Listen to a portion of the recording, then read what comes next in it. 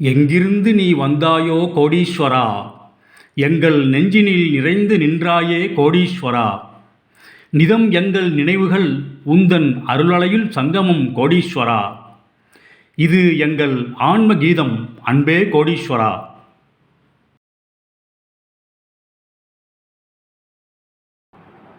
கோடீஸ்வராய நமக. வணக்கம். குரு வேறு இறைவன் வேறு அல்ல, இருவருமே ஒன்றுதான். சொன்னவர் பகவான் ரமண மகரிஷி. குருவுக்கு மிஞ்சிய தெய்வம் எதுவும் இல்லை, சொன்னவர் கணேஷ்புரி பகவான் நித்யானந்தா அவர்கள். இன்னும் எவ்வளவோ சொல்லிக்கொண்டே போகலாம். இரண்டாவதாக, நமது அனுபவத்திலேயும் நாம் உணர்ந்திருக்கின்றோம் குருவும் இறைவனும் ஒன்று என்று. குருகீதாவை படித்து பாருங்கள். பழங்காலத்தில் ஏற்றப்பட்ட மாமுனிவர்களால் ஏற்றப்பட்ட குருகீதாவை படித்து பாருங்கள். குருவின் அருமை, சத்குருவின் அருமை நமக்கு புலப்படும். அந்த குருவானவர், சத்குருவானவர்,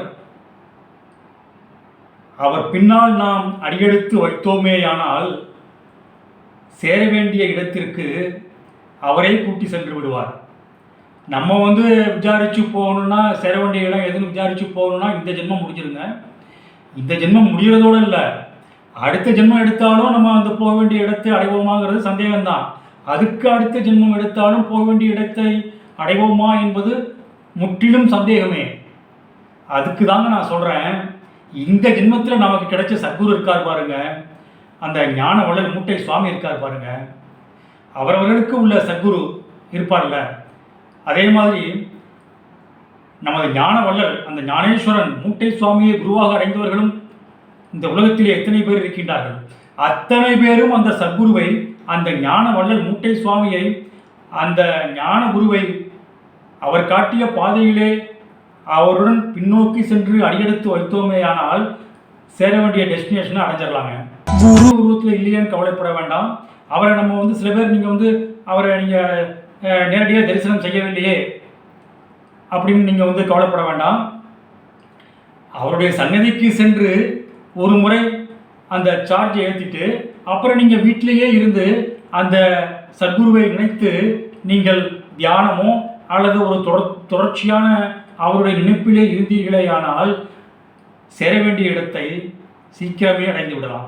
சீக்கிரம் அடைகிறது என்ன, கண்டிப்பாக வெகு சீக்கிரங்கிறோட தப்புங்க, வெகு விரைவில் நாம் சேர வேண்டிய இடத்தை அடைந்து விடலாம். இப்போ என்னுடைய நண்பரின் ஒரு விசித்திரமான அனுபவத்தை பார்க்கலாமுங்க. ஞானவள்ளல் மூட்டை சுவாமி அவர்களுடன் ஏற்பட்ட, எனது நண்பருக்கு ஏற்பட்ட ஒரு விசித்திரமான அனுபவத்தை உங்களுக்கு சொல்கின்றேன். உங்களுடன் சேர்ந்து நானும் இதை திருப்பி சொல்வதனால் நானும் மகிழ்கின்றேன். அது ஒரு நிலாக்காலம்ங்க. பௌர்ணமி நேரம், அழகான பொழுது, மேகமூட்டம் ஆங்காங்கே இருந்தது. இருந்தாலும் மழை வரவில்லை. அது அந்த சூழ்நிலையே ஒரு இன்பமாக இருந்தது எனது நண்பருக்கு. எனது நண்பரும் இன்னொருத்தரும் போகிறாங்கங்க. அப்போ ஞானவள்ளல் ஞானேஸ்வரன் இடும்பன் மலையில் அடிவாரத்தில் இருந்தாருங்க. சில நேரங்களில் மலையில இருப்பார், சில நேரங்களில் அடிவாரத்துலேயும் இருப்பாருங்க. அடிவாரத்தில் இருந்தார். இவங்க ரெண்டு பேர் தாங்க. அதிர்ஷ்டவசமாக எனது நண்பர் நினைக்கிறாரு, இன்றைக்கி நம்ம ரெண்டு பேர் தான் இருக்கோம், பக்கத்தில் யாருமே இல்லை, அட்லீஸ்ட் குறைஞ்சபட்சம் ஒரு 15 பேராவது இருப்பாங்க. அந்த 15 பேரே கம்மி தான், சில டைங்களில் ரொம்ப ஜாஸ்தியாக இருப்பாங்க. 15 பேர் கூட இல்லை, 10 பேர் கூட இல்லை, 5 பேர் கூட இல்லை, நம்ம 2 பேர் தாங்க இருக்கோம் அப்படின்ட்டு நண்பர் ரொம்ப சந்தோஷப்பட்டாருங்க. போன உடனே ஞானேஸ்வரன் ஞானவள்ளல் எனது நண்பரையும் அவர் கூட வந்தவரையும் பார்த்து, டேய் அங்கே மேற்க போய் உட்காருங்கடா அப்படிதாருங்க. எனது நண்பரும் அவரும் மேற்க போய் உட்காந்தாங்க. எனது நண்பர் அவருக்கு என்ன தோணுச்சோ தெரியல, திடீர்னு கண்ணை மூடிட்டு தியானம் பண்ணுறாருங்க. தியானத்தில் அவர் வேண்டாரு பாருங்க, என்ன வேண்டாருன்னு கேட்டிங்கன்னா, ஞான வள்ளலே, ஞானேஸ்வரனே, உன்னை நான் அடிபணிந்ததால் எனக்கு வாழ்க்கையில் பொருளாதார வளமும் கிடைத்தது, அருள் வளமும் கிடைத்தது, நிம்மதியும் கிடைத்தது, செல்வாக்கும் கிடைத்தது, செல்வமும் கிடைத்தது, எல்லாமே கிடைத்தது ஞான வள்ளலே, ஞானேஸ்வரனே. ஆனால் ஞானத்தில் நான் இன்னும் பல படிகள் ஏறுவதற்கு உரிய ஆரம்பப்படி கூட ஏறவில்லையே, எனக்கு அந்த ஞானம் கிடைக்கவில்லையே, ஞானம் கிடைக்கவில்லையே, ஞானம் கிடைக்கவில்லையே அப்படின்ட்டு அதே மனசுக்குள்ளேயே நினச்சி தியானம் பண்ணுறாருங்க. திடீர்னு மூட்டை சாமியோட குரல் அவருக்கு அருகாமையில் வந்து கேட்குதுங்க. மூட்டை சாமி அவருக்கு அருகாமையில் வந்து சொல்கிறாரு, டேய் 10ஆம் நம்பர் கூண்டுக்குள்ளேயே இருந்தால் எப்படா ஞானம் கிடைக்கும்? 10ஆம் நம்பர் கூண்டுக்குள்ளேயே படுத்துட்டு இருந்தால் எப்படா ஞானம் கிடைக்கும்? எப்படி மூட்டை சாமி சொல்கிறாருங்க, டேய் 10ஆம் நம்பர் கூண்டுக்குள்ளேயே படுத்துக்கிட்டு இருந்தால் எப்படா ஞானம் கிடைக்கும் அப்படிங்காருங்க. இவர் திடீர்னு கண்டுபிடிச்சு பார்க்குறாரு. மூட்டை சாமி பக்கத்தில் இருக்காருங்க. ஆனால் இவருக்கு ஒன்றும் புரியல. பகவான்கிட்ட ஞான வள்ளல்கிட்ட ஒரு 10 நிமிஷம் அப்படியே அவரையே பார்த்துட்டு 2 பேரும் மௌனத்திலேயே அளவலாவை கொண்டு இவர் விடைபெற்று வீட்டுக்கு போயிட்டாருங்க. வீட்டுக்கு போகிற வழியில் பஸ்ஸில் உட்காந்துருக்கு தான் அவருக்கு நினப்பு, அவருக்கு திடீர்னு அவருக்கு பிரெயினில் உரைக்குதுங்க. ஆகா 10ஆம் நம்பர் கூண்டுலேயே படுத்துக்கிட்டு இருந்தால் எப்படா ஞானம் கிடைக்குன்னு சொன்னார். நம்ம வீட்டு டோர் நம்பர் 10 தானே. 2வது நம்ம இப்போல்லாம் படுத்துக்கிட்டு தானே இருக்கோம், பெரும்பாலான நேரம் நம்ம தூங்கிட்டு தானே இருக்கோம்.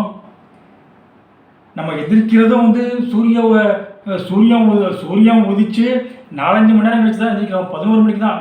அப்போ அன்றைய பொழுதுகளெல்லாம் அவர் வந்து காலம்புற 11 மணிக்கு தான் எந்திரிப்பார். தூக்கம் தான். நம்ம 10ஆம் நம்பர் வீடு இல்லையா நமக்கு, நம்ம வீட்டு டோர் நம்பர் 10ஆம் நம்பர் இல்லையா, 10ஆம் நம்பர் வீட்டில் தான் நம்ம வந்து பொழுதுலேயே தூங்கிட்டு இருந்தோம், படுத்துக்கிட்டு இருந்தோம். அதுதான் வந்து மூட்டை பகவான் சொல்லியிருக்காரு, டேய் 10ஆம் நம்பர் கூண்டுக்குள்ளேயே படுத்துக்கிட்டு இருந்தா எப்படா ஞானம் கிடைக்குன்னு இருக்காரு. அதாவது இந்த டோர் நம்பர் 10ஆம் நம்பர் வீட்லேயே நான் படுத்துக்கிட்டே இருந்திருக்கேன் பாருங்க, அதான் ஞானம் கிடைக்கிறது லேட் ஆகுது அப்படின்னு நினச்சாருங்க. மூட்டை சாமியோட அந்த மகிமை அவருக்கு இன்னும் பலமாக புலப்பட்டதுங்க. அதிலிருந்து அவர் மூட்டை சாமியை பார்க்க வருவதை அதிகரித்து கொண்டார். அதாவது ரொம்ப கேப் விட்டு வேற வந்திருக்காருங்க அவர். இப்போ ஞான வள்ளல் சொன்னப்ப 10ஆம் நம்பர் கூண்டுக்குள்ளேன்னு சொன்னப்ப அவர் ரொம்ப கேப் விட்டு வேற வந்திருக்காரு. அவரோட வருகையின் எண்ணிக்கை குறைந்து விட்டதுங்க. ரொம்ப நாள் கழிச்சு வேற வந்திருக்காரு. இதையெல்லாம் மீன் பண்ணி தான் அந்த ஞான வள்ளல் சொல்லியிருக்காரு, எப்படி 10ஆம் நம்பர் கூண்டுக்குள்ளேயே படுத்துக்கிட்டு இருந்தா எப்படா ஞானம் கிடைக்குன்னு சொல்லியிருக்காரு. இது பின்னால் இவ்வளவு காரணங்கள் இருக்குது, இவ்வளோ விஷயங்கள் இருக்குது அப்படின்னு உணர்ந்தாருங்க. இதுபோல் ஞான வள்ளலின் மகிமைகளை சொல்வதென்றால் சொல்லிக்கொண்டே போகலாம். மீண்டும் சந்திப்போம். ஆத்ம நன்றி.